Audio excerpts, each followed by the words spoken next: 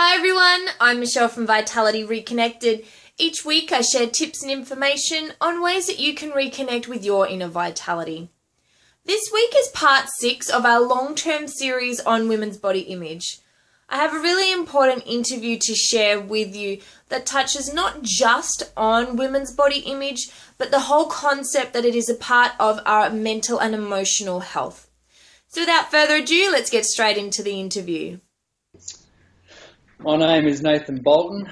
I am 27 years old, and the significant women in my life are one in particular, which is my girlfriend, Victoria.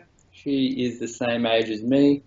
We currently do not live together, and we've been seeing each other for about 6 months. That insecurity that a female feels in regards to their body image, that gets portrayed onto the guy. Now, in the end, if a female feels insecure about herself, it's not necessarily her fault that she's insecure. It's your fault as her boyfriend or as her partner that you have not made her feel secure and happy with the way she looks. So she's picking up signals from you as her partner going, well, he doesn't think I'm attractive anymore. And now she's concerned about her own personal image and then how society pictures her, and directly, and then you're the one that cops it.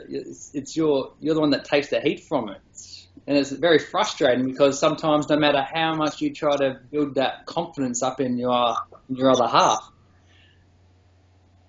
it's not always up to you. You can't do it. Sometimes some women are just so conscious by that, and then that can get from advertising, media, modeling. We're being told what is socially attractive, what's attractive in society. We're learning. They're telling us what's attractive, and therefore, if you're not how society, if you don't look the way that we're being told you're attractive, therefore you're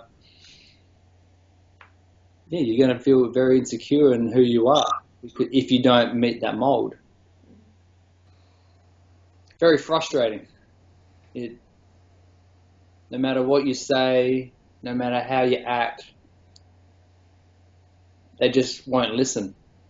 But in the end, if they're not ready to accept it or ready to hear it, you can't hate them for that because they don't know any better. The truth to them is that they must live up to society's expectation of attractive, instead of, in the end, the only one that matters is the other person that you're with. I take it as my own little personal endeavour to try to build confidence in others.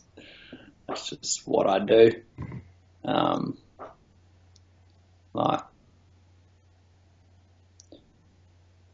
Obviously, Victoria, my missus, she is very body conscious.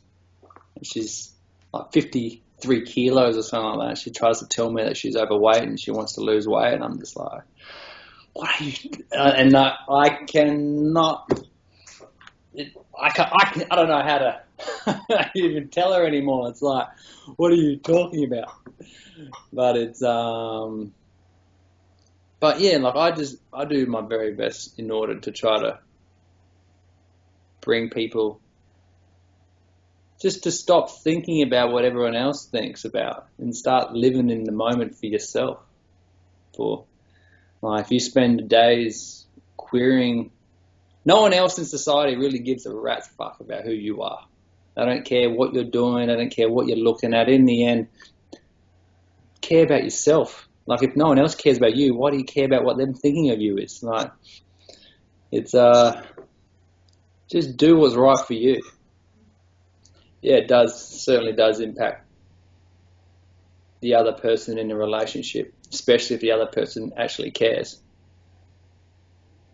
Because in the end, most relationships these days, a lot of people, I don't know, they're in it for themselves in some regard. Not all, but you can see it to some. Like, they don't. Your goal is not to be in a relationship for yourself. You're in a relationship for the other person. and they do the vice versa. And those relationships are the ones that work because you're both willing to compromise your own needs and wants for the other. And if you're both compromising for each other, that's how you have a relationship that works with harmony. Stop worrying about everyone else. Image is such a small part of a personality. Like, yes, image can assist you in building confidence, but in the end, just be the person you are and be grateful that your other half will just accept the fact that your partner is with you for the person you are, not for anything else. The person that you are right now, they love you for that. So stop trying to live up to everyone else's expectations or the expectation that you believe you have for yourself, and just do what's right for both of you. Like no one else really matters. In the end, if you're on a date with someone or you're seeing someone, you obviously find each other attractive. In the end, if you did not like the look of somebody, you wouldn't be talking to them on the first date in the first place. No matter who they are, what they look like, in the end, there is something about them that you find attractive. And that's where you got to stop looking at the exterior attractiveness and start looking more internally, because in the end, there's a far more depth to someone than just the surface. So, obviously, for the viewers out there, like, I spent 6 years in the military as a special operations engineer. Did 2 tours of Afghanistan with SOTG, and yeah, I learned a very strong lesson on how to suppress emotion in order to survive and become an optimal soldier. But in the end, with all that said and done, I never learned how to rekindle those emotions. And now I try entering back into society, especially when majority of society hate themselves. And for me personally, I don't know what everyone's on about, because in the end, we've got it so good. You've got everything at your fingertips, but we're all just too lazy to chase it. The group that I truly got along well with were those who had wives, had kids, very respectful, and that's the way it should be. Like, to this day, I still open the door for my missus. To me, it's normal. This is what you should do. Why is it uncool to be respectful and a gentleman? Like, okay, it's traditional, it's old school, it's not with today, but look at today in the end. Like, you look at it, the big scheme of things, today's society is fucked. Like, we don't care. We can't even communicate with one another. Everything's in shorthand, ruffles and lols, and it's like you're failing at grammar now, and you're finishing high school and you're finishing university, and you still can't speak grammatically. Like, mental health exists I've struggled with the things I've seen in the past. So when someone says, "Oh, just be happy," believe me, I'm fully aware that it's not as easy as just chucking a smile on your face and walking around like a big cheesy grin that everything's great. It's like, no, because a lot of it is a chemical imbalance in yourself, and if you're lacking self-esteem and confidence, it's very easy to fall in the trap of blaming everything else, and then just, I don't know. I know it hurts when you're lacking confidence and self-esteem. Like, I've been told numerous times that I'm a good-looking guy, but to this day, I still don't know what people are talking about. I get told that I can walk into any club or pub and have any girl that I want. I don't know what people are saying. Like, it doesn't ring true with me, because from what I've done and what I've seen, I do lack a lot of, and then trying to restart my life now in the real world, I don't have the confidence and the self-esteem to really boost me. And then that's why the old saying exists. Those who are dumb are full of confidence, and the smart are full of doubt.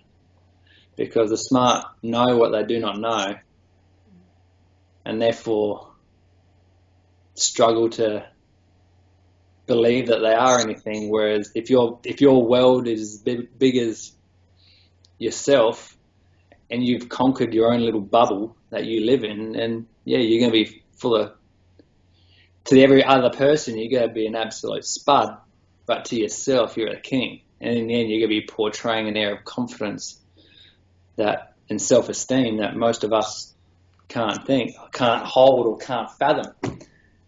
Like, I know I'm a relatively intelligent guy, but hey, I know what I do not know. Because I know that the vast expanse of knowledge is infinite, and I only know a morsel of it all.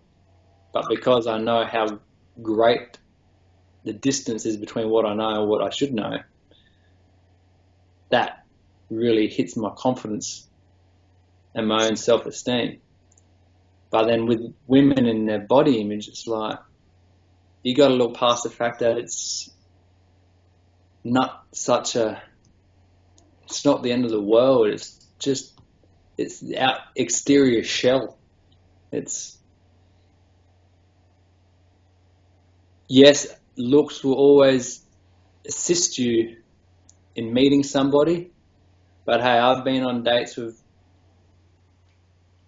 females who were very attractive, but hey, I couldn't even hold a conversation with them because they'd never used their personality as a means of getting anywhere. They've always been able to rely on their attractiveness and their looks as a means of getting what they want. But in the end, they're not going to get anywhere in life because they're using the wrong means of trying to fulfill. They're using sex appeal instead of their personality and being smart. Never forget that there is a light at the other end of the tunnel. The road might be dark and extremely long, but believe me, the sun will rise eventually. But with that, you got to understand that you're in a position right now and you need a change. If you continue down this road, you're just going to be there in 5 years' time, 10 years' time, the rest of your life. You got to understand that you need a change. Now, change is hard and it must be done slowly, but in the end, you got to, obviously the process that you're putting in place now, the way you're living your life isn't working, because look at the position that you're in right now. You got to get out there and, I don't know, join some social clubs, anything else. Just try to get your mind off the fact of how attractive that you're looking and start, I don't know, whatever, scouts, or go join your local bowls club, whatever, anything that is different and outside of the norm that you normally want to go to. Get outside your comfort zone, that all of a sudden you won't be relying on or worrying about your image, and you'll be relying on actually communicating with people and talking to people, and then your whole world will open up.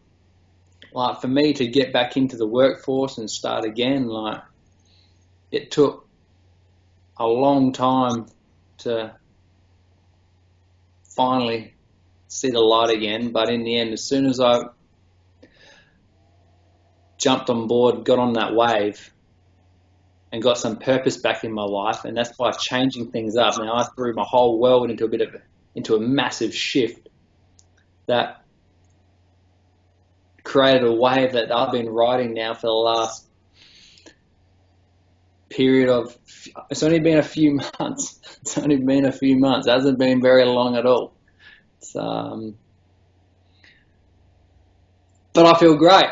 And for the first time, I don't wake up every day hating myself and struggling to get out of bed with zero energy, and just, I get up every morning now going, it's a new day, and there's not enough time in a day to do everything that I want to do, which is, I would normally wake up and going, it's only 16 more hours before I get to go to bed. Now, it's two very different ways of looking at the same thing. And that's the whole glass half full, half empty scenario. It's like, start walking around and start. It's amazing what a smile can do. Not any other smile, but even that, looking at life in an optimistic outlook, with a smile on your face. Your smile will bring a smile to anyone else's face. Just when it's human instinct to smile when they're smiled at. And then them smiling back at you, you will actually feel warm and fuzzy inside, and all of a sudden that will give you that just a bit of energy, because all of a sudden you're like, oh, they actually smiled at me, and it feels good. You get that warm, fuzzy butterfly feeling in your stomach when it's like when you're in a club and someone looks at you, you make that eye contact with someone, and you're like, you get that warm, fuzzy feeling knowing that you both sort of like caught each other's eyes, sort of thing. It's a nice feeling. It's quite a warm feeling knowing that someone's noticed you. Not that they find you attractive, but they've noticed you. That's all it is. You don't have to be. Not everyone's going to find everyone attractive. I don't find a lot of supermodels attractive. I think a lot of them are too slim, too skinny. All I can see is skin and bones. Like, I want a bit of curves to a woman. That's because in the end, that's healthy. It's natural. It's how it should be. I don't wake up every morning hoping to wake up next to a rake. But in the end, if you're unhappy with the way you look and the way you appear and the way, stop. It's all well and good to have the intention to change. But stop. But then, as Bruce Lee put it, what's the point of knowledge or knowing something and not using it? In the end, there's no point of knowing it in the first place. It's a waste of space. If you know, if for example, you want to lose a bit of weight, then do something about it. Stop talking about it and being a person of intention, and for the first time in your life, start acting on it. Because it's only through actioning that you can accomplish anything in life. You can have the best intentions of your entire life, but in the end, you're not going to accomplish anything because you never put it to action. That's just like reading a book and never, like having all this huge array of knowledge. But then it's like what university does. It teaches you a vast amount of knowledge, but they never teach you how to action it. And that's why most people come out of university and go, what on earth is the real world? Because they believe that university was the real world, but they've never been taught how to apply what they've learned into a day-to-day scenario. And that can easily get put into weight loss, image, all those groups, because you got to, and then with actioning, you'll finally accomplish something, but you must set yourself a goal. And you write that goal on paper, because in the end, if you store your goal up here, that is, you're wasting time. You need to put it down where someone else, where you got it physically in front of you, like in words, so you know it, because in the end, you can't change it on the fly. I got my own set of goals that's pinned up in my room, and they're written down because I can't change them on the fly. It's where I want to go, and they should excite you and scare you at the same time. Because if they don't, it's not big enough. But it has to be accomplished, or accomplishable. I don't know, I just made that word up. Yeah, it's not going to happen overnight, but you overcome it eventually when you're ready to. And that's the biggest thing. I thought I was ready for years, but I never was, because I knew so much, but I would never apply it. And it wasn't until I finally actioned myself and applied everything that I was taught myself, that finally I was able to move forward. And now look what I'm wearing. I'm wearing a suit and tie. I never thought I'd see myself in a suit and tie. Like I'm in a whole new world now. This doesn't make any sense to me, but it's I applied what I learnt, and now I'm succeeding again. And with that came direction, purpose in life, and a positive mindset. And now I look in the world in a far more optimistic mindset instead of constantly worrying about what colour I'm going to paint my nails or how my hair's flushed over the old eyebrows. Like, I do not care. There's a level. You got to have a level of respect for yourself. I'm not saying going out there looking like a piece of garbage, but in the end, you got to know draw the line. Like, we all know how far too far is. Most of us will cross that boundary anyway because most of us are all insecure of ourselves, but we just hide it behind a facade of an ego that we think we're awesome. We've all got our demons, even the best of us. Yeah. So I would love to hear from you and your thoughts on this topic. Comment them in below. If you like what you see, make sure that you hit subscribe. I put new videos up every Monday, so make sure you stay tuned for more interviews.